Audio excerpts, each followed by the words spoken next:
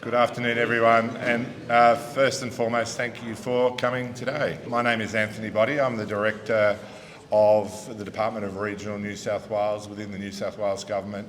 The first person I'd like to bring to the lectern today is Rasmus Frisk, who is the CEO of Arculab. We've worked with Arculab since early this year, so I welcome Raz to come and talk through the document as the first part of the handover event today. Welcome, Raz. Right, I'm going to talk you through the activation plans that we've been working on together with the Shoalhaven City Council and the NRAT over the last 6 months, like Anthony was talking about. Just break it down a bit in the time stages. So we started working already and talking about it in the start of, well, the council did a workshop back in end of 2022, but we started in February with the initial data collection and then workshops, processing, and then feedbacks. And some of you guys that are here today probably also been part of some of those events. And then finally here in August, we're doing a presentation of where we are now. The action plan actually consists of 60 pages, but of course, I'm just only going to show you 32. All 60 is, of course, in the booklet, so there's nothing hidden here. But I'm trying to make it sweet, short, and sharp. The consultant process, and this is a bit of numbers. Most of you guys have been part or been aware of these events. There was an online survey starting off simply for us figuring out what is it actually people are asking for, or get us prepared, dress us up in some sort of way. And we also did a couple of landowner interviews. And that led up to the kickoff event that was connected to the bridge walk. And some of you guys remember the stall we had there. There was a lot of people present that day, which was great. And a lot of people decided to stop by and give our inputs. And we got over 300 inputs, which is pretty much when we talk about engagement. Not just that, but we're simply also harvesting the do's and don'ts. So getting a base to start off with was important for us. The next part was actually mapping ambassadors. So we looked out into the community and different stakeholders and invited them in to be part of this workshop. And those ambassadors, as we call them, was well connected into the community, and it was a way for us to create gateways out into the community, because we probably couldn't talk with everybody. So in this way they could bring forward some of the concerns or some of the ideas that was done on that workshop day. Of course, the kickoff event and all the inputs that came from that was the basis for this workshop. Also super important, the feedback loop. So we took all those inputs and we crunched them and we put pen and paper. And then we came back with a drawing.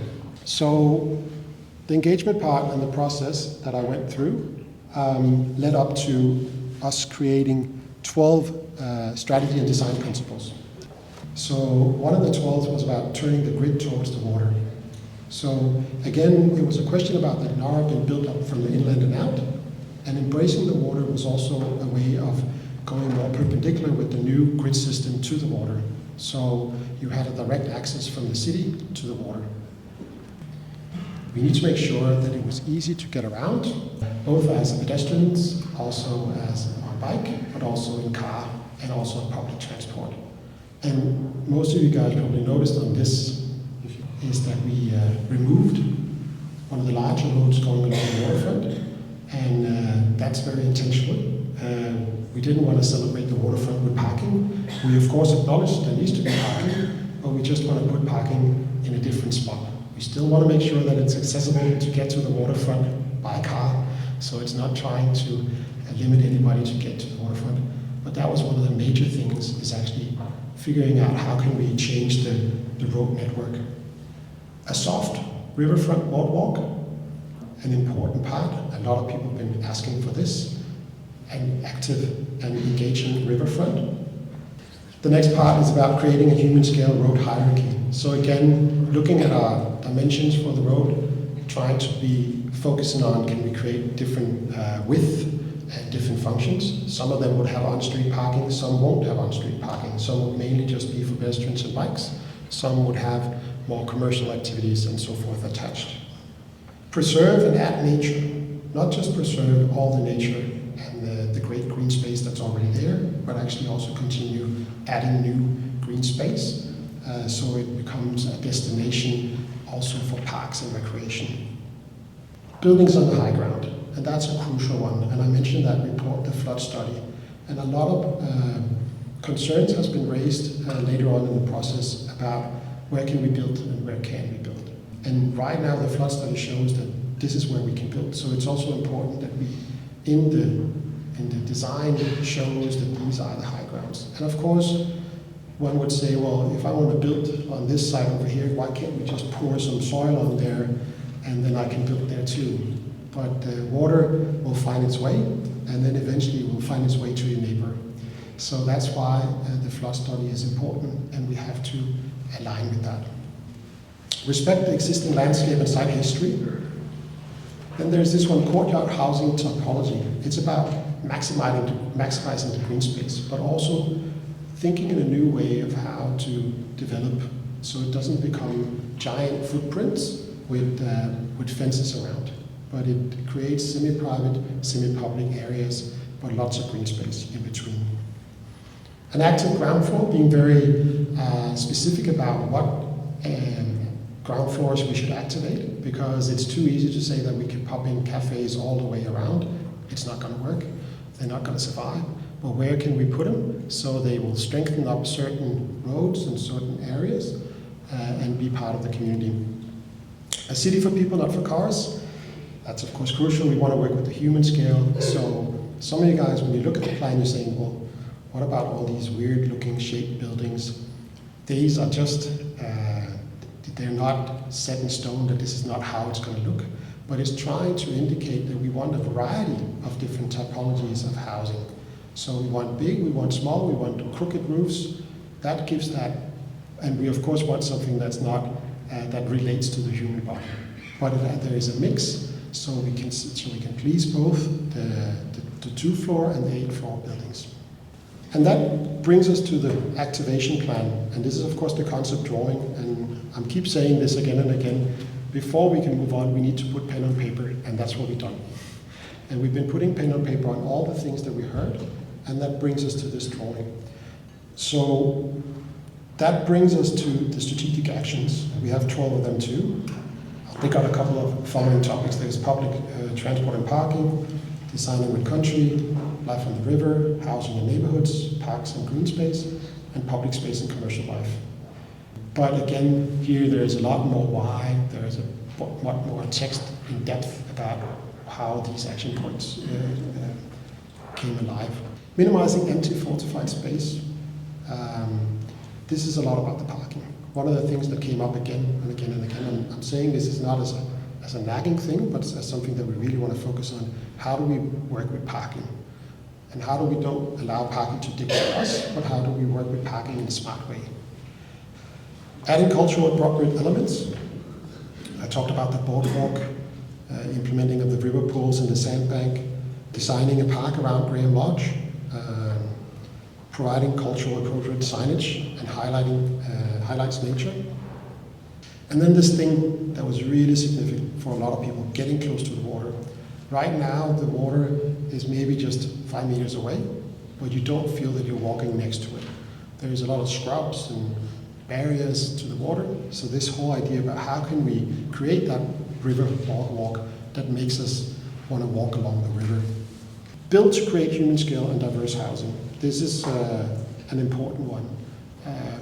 We have to be open-minded about how we create our new developments down there. So it's not only dictated by the investor, but how can we actually create a community that is something that we feel we want to walk around in. And then connecting green space across the precinct. This is the part about adding more green and creating green connections in the area. Of course, preserve existing green space as much as possible. Activating the public space in the precinct. Create public space, each with their own unique use and function. Festival square next to the river. was a lot of people that really wanted to have an opportunity for markets next to the river.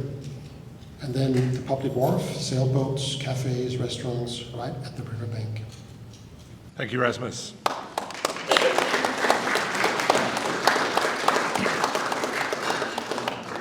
One of the interesting parts of the Nowra Riverfront Advisory Task Force is that we do actually have sitting on our task force the Mayor.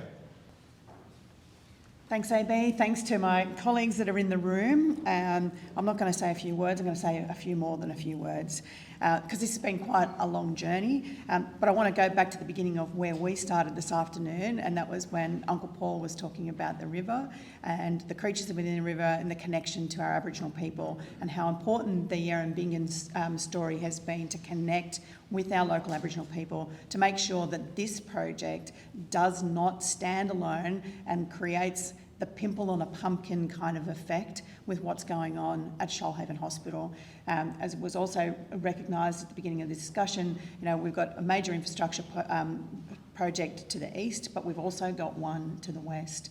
And I think that bringing that together in a harmonious way is something that we really must strive to do as a collective and as a city.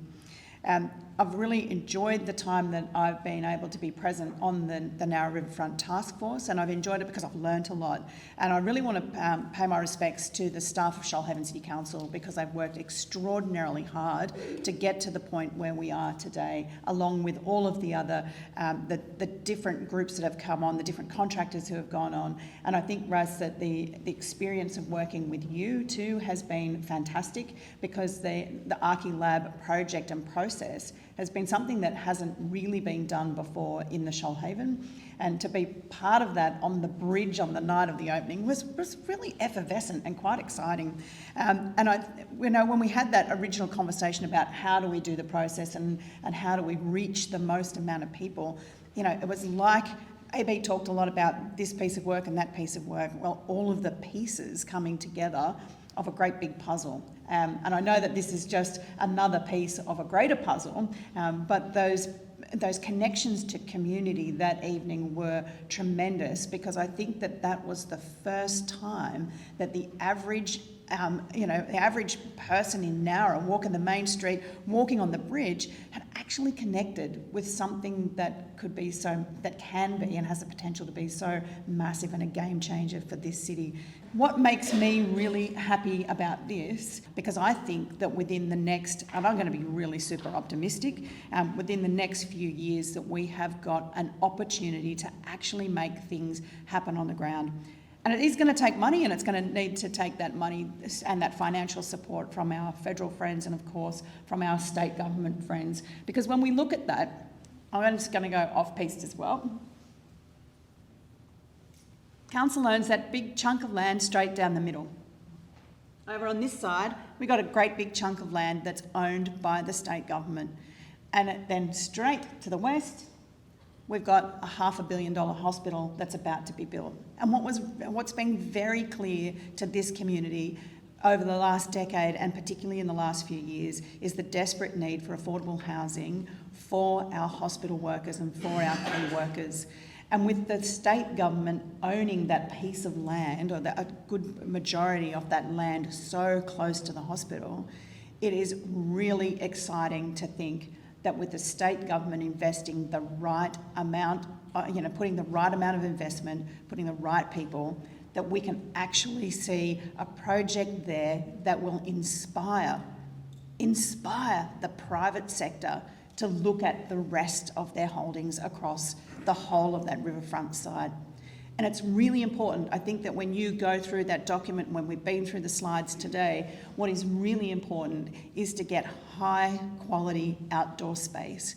Because we know that our lives are changing, right? We know that our kids, our young people, they're not going to be living in a 4-bedroom home with a double garage and a quarter-acre block anywhere because they simply can't afford it. They'll be bringing up children in apartment blocks, as they do all across Europe, and nobody's having any problems there. They're all going pretty well in your country, aren't they, Raz?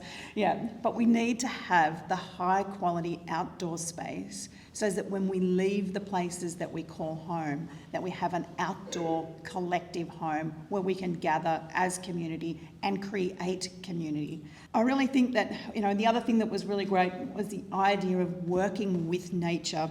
Making sure that we work with nature to get good outcomes, because when we fight against nature, that's when we get the absolute worst, and that's why we've seen such a pushback from agencies around building within floodplains and flood zones. So I think that the opportunities exist, and the opportunities exist with the state government investing with the help of the federal government through those housing funds into this area to make sure that we have a showcase that allows for our nurses, for the people who serve you coffee, to have fantastic homes close to their workspace so that they can live a wonderful life in this city and inspire the private investment that needs to happen in the future. Thank you.